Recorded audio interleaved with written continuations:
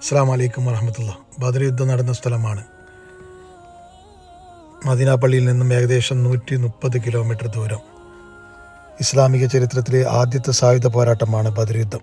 പ്രവാചകൻ മുഹമ്മദ് നബി സല്ലല്ലാഹു അലൈഹി വസല്ലമയുടെ നേതൃത്വത്തിൽ മദീനയിലെ മുസ്ലിങ്ങളും മക്കയിലെ ഖുറൈശികളും തമ്മിലായിരുന്നു ഹിജ്റ 2-ാം വർഷം ഈ യുദ്ധം നടന്നത്.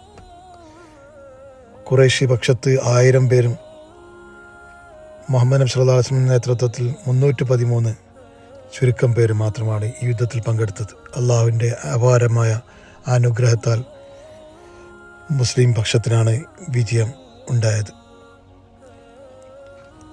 70 ശത്രുക്കളെ വധിച്ചപ്പോൾ 14 വിശ്വാസികളാണ് മരണപ്പെട്ടത്.